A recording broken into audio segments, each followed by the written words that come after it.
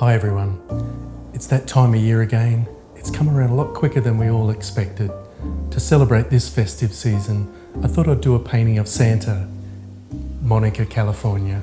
Let's see how I go. Okay, I've got my stiff synthetic brush here. I used to use a hog hair for this stage, but I do find this stiff synthetic, it's a Neef NEEF, but there are quite a few brushes similar. The marvellous thing is that it gives me a lovely sharp edge for drawing, and I think that's what I like the most. So I'm going to get a little bit of ultramarine blue and the alizarin into that headland, but make it warmer as it comes forward. But I'm going to then play off that mid-distance. Even though it sort of runs in a little sharper, I've kind of softened the blow a little so it's not too diagonally strong.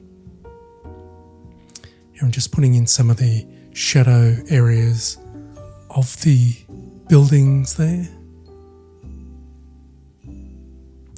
This really is the stage that I'll be needing to step back as often as possible, because there's nothing like getting off to a good start with a painting.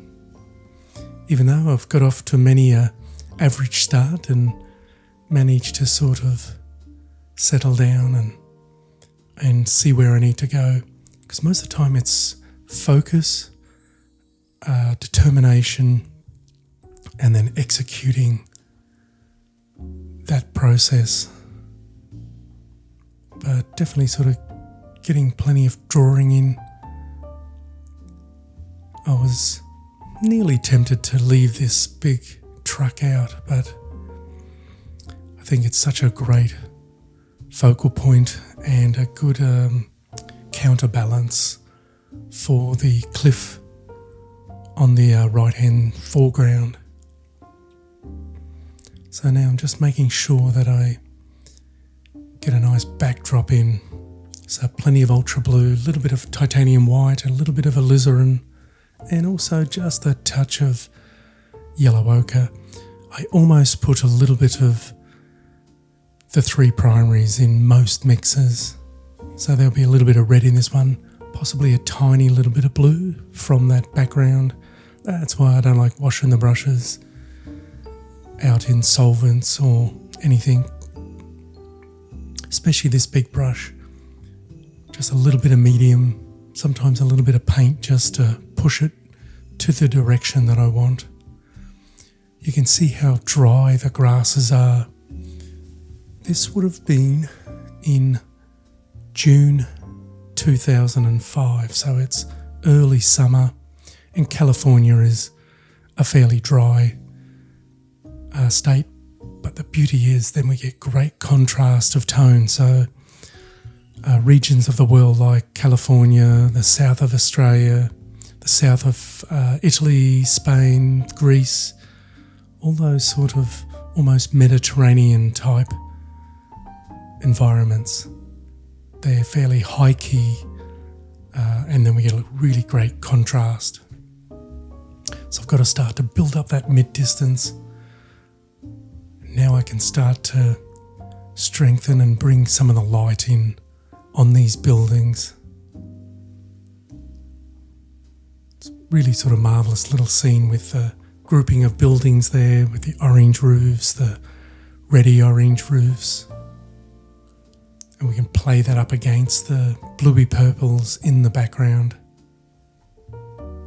So I've got that water and beach in.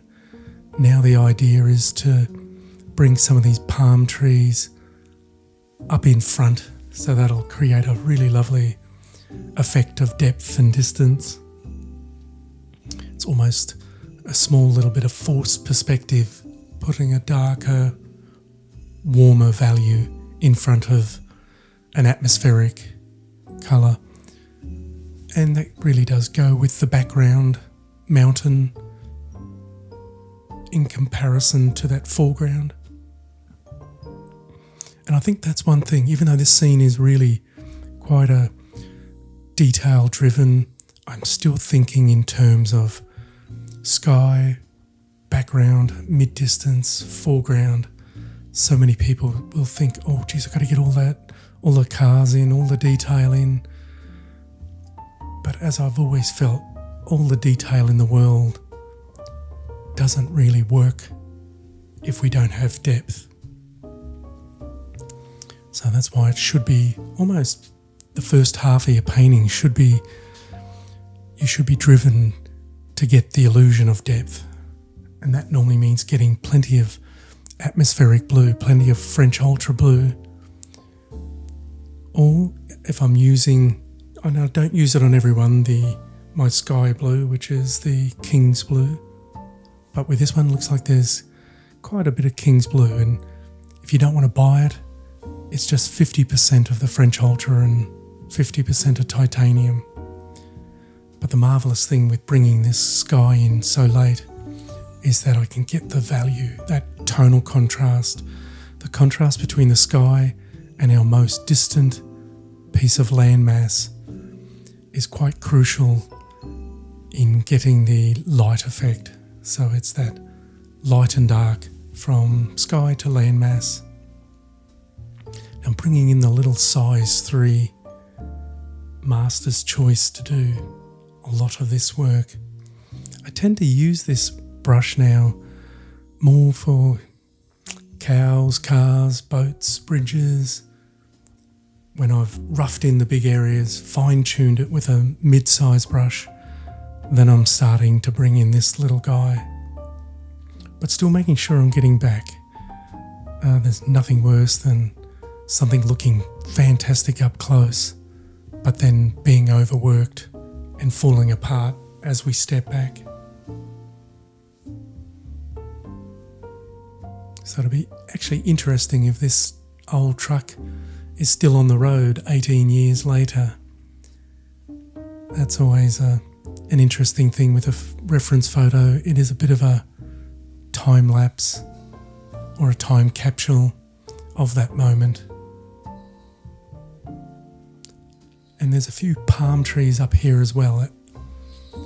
And what I'm more aiming to do is to get that movement, the randomness of the palm tree, but also bringing in some nice warm values as well.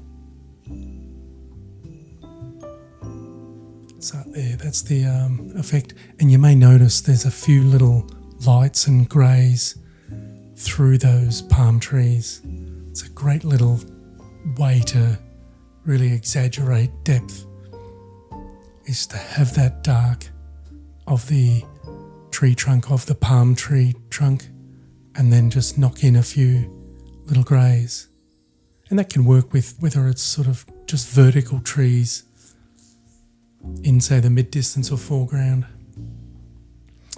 Now this can be the hardest part of the painting, because in the reference it's quite dark, but I didn't want to go super dark with the shadows and then really dark with those that soil, that eroding soil. So I've kept it fairly high key, and I think that will help marry up with the rooftops as well. So we're really getting a move on now, getting some of these fine-tuned little bits in. She's really starting to take shape. And that's where, when I get to this stage, I'll be starting to think in terms of the global aspect, that wide view. And there it is. Really pleased with this one. Wow, that was an amazing scene to paint. To think it brought back all those memories from 2005 when I was first there. The colour, the light, the movement. To think now that Alex and I, we've moved on to being able to produce these videos and bring them to you. We aim to keep up that high standard, so let's see how we go next year. Thanks for watching. Bye for now.